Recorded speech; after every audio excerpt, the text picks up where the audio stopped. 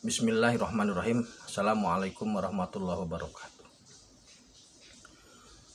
Maha suci Allah, segala puji dan syukur kita panjatkan kehadirat Allah. Semoga kita selalu dalam ampunan, lindungan, berkah dan ridha Allah Subhanahu wa taala. Subhanallah walhamdulillah astagfirullah wa Allahu akbar. Kembali saya dari tim Raja Nusantara. Kali ini akan mengangkat terkait dengan proses atau metode hisab di alam mahsyar.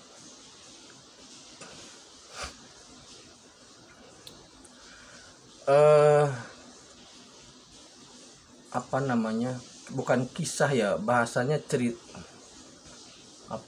kisah lah ya, biar mudahnya cerita ya, bukan cerita juga ya, atau proses yang terjadi di alam mahsyar itu sudah disampaikan, kabar tentang hisab, persidangan di alam mahsyar atau di padang mahsyar itu sudah diceritakan oleh banyak para ulama dan para kiai. Sudah sangat masyhur, jadi saya tidak mengulang itu. Saya hanya akan menekankan dua hal. Yang pertama, bagaimana Allah mengukur manusia untuk bisa diselamatkan atau untuk bisa diberi rahmat atau diberi azab gitu loh.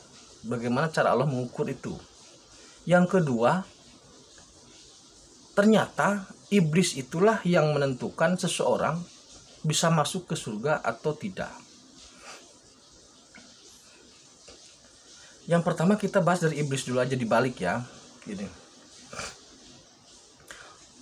Kenapa iblis menjadi pihak yang paling menentukan seseorang masuk ke surga atau ke neraka? Kita ambil logika begini. Di kampus aja lah biar mudah. Di kampus, di universitas, yang berhak menentukan seseorang lulus ataupun tidak lulus itu bukanlah rektor. Rektor hanya menandatangani. Bukanlah dekan. Dekan hanya menandatangani. Di sekolah pun sama. Yang menentukan lulus dan tidak lulus itu sebenarnya bukanlah kepala sekolah. Tapi kita mengambil gambaran yang mudah di kampus saja.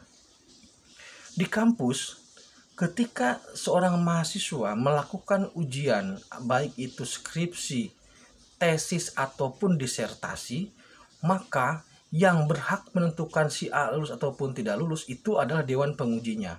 Nah, dalam kehidupan manusia, yang mencatat rapot memang malaikat, yang menyidangkan memang Allah. Tetapi yang menentukan itu nanti iblis. Maksudnya begini, ketika proses sudah selesai, nanti kan iblis laporan. Atau Allah bertanya kepada iblis sebagai dewan penguji. Iblis, orang ini bagaimana? Iblis akan menjawab sangat sesuai dengan fakta yang sebenarnya. Ketika orang itu layak masuk surga, iblis tidak akan mengelak. Ya, dia lulus untuk mendapat rahmatmu. Tidak, dia tidak lulus. Harus mampir dulu. Jadi bahasanya begitu. Jadi Allah itu sangat adil. Allah sangat adil. Allah menghargai kinerja iblis maupun setan ketika diperintahkan untuk menguji manusia. Maka untuk menentukan lulus dan tidak lulusnya manusia, Allah bertanya pada iblis dan juga pada iblis lah sebagai rajanya. Karena malaikat itu pasif. Malaikat itu hanya mencatat. Orang nyungsep dicatat nyungsep. Orang naik dicatat naik. Orang turun dicatat turun gitu. Tapi yang bergerak untuk pengujian adalah iblis gitu. Makanya iblis yang ditanya untuk di cross check dengan catatan yang ada pada malaikat. Jadi iblis sebagai pihak terakhir yang dikonfirmasi untuk memberikan rahmat atau azab terhadap seseorang. Terus bagaimana cara Allah menyidangkan gitu? Begini, kalau patokannya menggunakan Al-Quran atau menggunakan Islam, maka setidaknya 70% orang itu akan masuk neraka. Logikanya begitu. Sekali lagi, kalau Allah menyidangkan dengan logika umat Islam bahwasanya yang masuk ke surga hanyalah orang Islam, maka yang masuk ke surga hanyalah orang Islam. Kapling Islam atau umat Nabi Muhammad lah bahasanya ya. Yang lain semua masuk neraka. Jika demikian, apakah Allah adil? Kan begitu ya. Terus bagaimana metodenya? Jadi begini, dalam persidangan di alam mahsyar nanti atau di padang mahsyar dalam hisab itu, yang pertama digunakan itu ukurannya akal. Jadi dalam hidup kita ini ada dua hal yang menjadi bimbingan, yaitu satu akal, yang kedua wahyu. Akal itu prosesnya dari sulit ke mudah, usri yusro. Sedangkan wahyu itu dari mudah ke susah atau mempermudah. Makanya akal itu akan mencapai derajat yang tinggi ketika disandingkan atau ketika dibimbing dengan wahyu. Maka dalam hisab nanti akal itu dijadikan patokan lain untuk mengukur sebuah kebenaran selain wahyu. Maksudnya selain Al-Quran. Untuk orang-orang yang tidak menggunakan Al-Quran.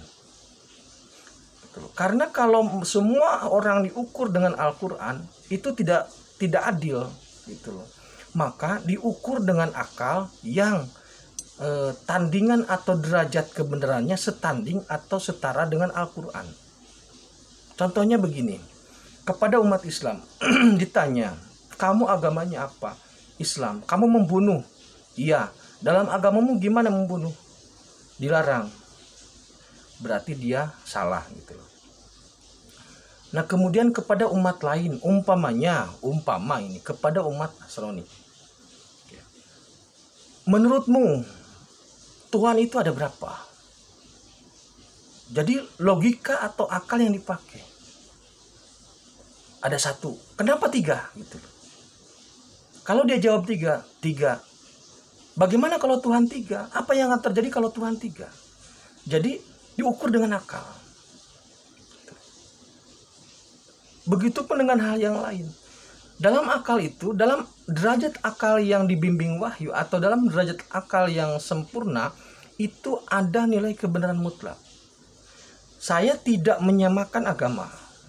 Agama yang dibawa Rasulullah dengan yang lain itu beda. Saya pastikan beda. Tidak sama antara Islam dengan yang lain, tidak sama. Tetapi maksud saya, Allah nanti di alam mahsyar pada saat hisab, untuk orang Islam itu menggunakan Al-Quran, menggunakan akal yang disandarkan kepada Al-Quran. Nah, untuk yang tidak menggunakan Al-Quran atau untuk yang di luar Islam, maka nanti ukurannya akal yang derajatnya setara Al-Quran. Maksudnya akal yang memiliki derajat kebenaran yang setara karena tidak menggunakan Al-Quran. Contoh, orang Baduy. Saya tidak bermaksud merendahkan orang Baduy. Orang Baduy dalam itu tidak menggunakan Al-Quran. Kalau ada yang bertanya, kenapa Islam tidak sampai ke Baduy? Kenapa Islam tidak sampai ke suku-suku di pedalaman? Kenapa ada daerah yang Islam belum sampai ke sana? Maka jawabannya itu untuk membuktikan bahwasanya memang jangkauan itu terbatas, gitu. Atau bertahap lah bahasanya, atau memang tidak bisa sampai. Allah menghendaki begitu. Nah, untuk saudaraku yang di Baduy, gitu, kalau kita memandang sepihak, maka tidak menggunakan Al-Quran langsung divonis salah. Padahal nanti Allah menggunakannya tidak dengan Al-Quran untuk orang Baduy. Orang Baduy nanti tanya begini, kamu membunuh tidak? Tidak. Dalam keyakinanmu, dalam kepercayaanmu, dalam lingkungan adat kamu membunuh baik atau tidak? Tidak. Kamu merusak hutan? Tidak. Tidak. Dalam komunitasmu, dalam agama, kepercayaanmu, merusak hutan boleh baik atau tidak? Tidak baik. Selesai. Jadi ada kebenaran-kebenaran universal yang dihasilkan oleh kesempurnaan akal, apalagi akal yang dibimbing dengan wahyu, bukan akal yang didorong dengan hawa nafsu, ya, berbeda. Jadi akal yang murni itu kebenarannya, akal yang dibimbing wahyu itu kebenarannya hampir setara dengan atau bahkan sederajat dengan Quran kalau dibimbing wahyu loh. Bukan saya menyamakan Al-Quran dengan akal, tidak. Tapi nilai kebenarannya bisa sama. Makanya orang-orang filsafat ketika membedah Al-Quran dengan menggunakan logika dan akal itu sangat jelas, sangat enak didengar. Ada satu dokter lah, dokter siapa itu, dokter Fahrudin ya, itu membedah Al-Quran sangat enak, sangat sangat logis lah gitu. Nah jadi nanti keselamatan itu hak Allah, maksudnya memberikan keselamatan surga dan neraka itu hak prerogatif Allah, hak mutlak Allah. Kita tidak bisa mengukur seseorang itu masuk surga atau neraka. Al-Quran ini sebagai kebenaran mutlak, iya. Akal ini sebagai kebenaran universal, iya. Nah, kita yang sudah ada, orang muslim yang sudah ada dalam bimbingan akal dan wahyu Quran ini, tetap menggunakan ini sebagai satu-satunya acuan gitu loh. Jadi tidak perlu merisaukan, tidak perlu menganggap sebelah mata, tidak perlu menuding, atau tidak perlu menjustifikasi pihak-pihak lain sebagai calon penghuni neraka.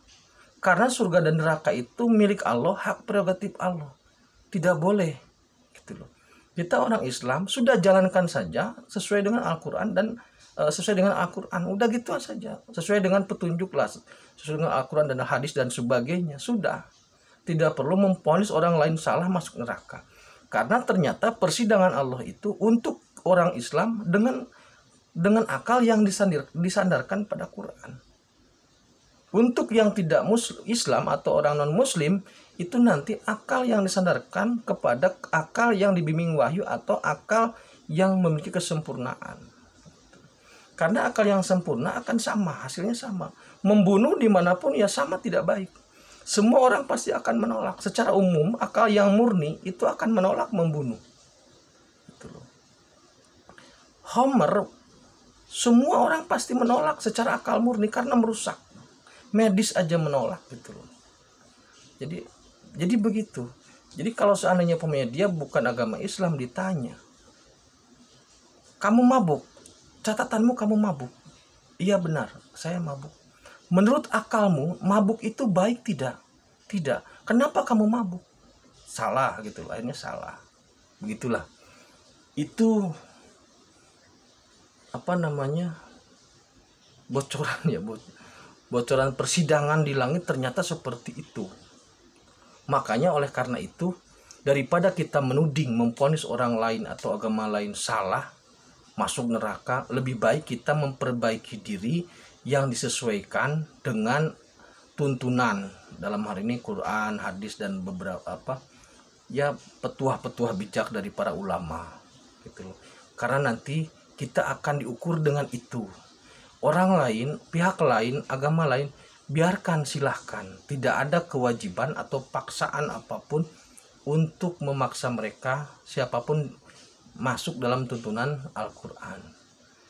Jadi kita harus lebih bijaksana dalam memahami itu. Jangan menjadi panitia surga, jangan menjadi panitia neraka, tidak usah. Harus lebih bijaksana. Demikian terkait dengan metode hisab di alam mahsyar dan juga iblis yang menentukan, pihak yang paling terakhir dikonfirmasi untuk menentukan seseorang masuk surga atau neraka. Terima kasih. Tetap beriman dan beramal soleh. Akhirul kalam. Assalamualaikum warahmatullahi wabarakatuh.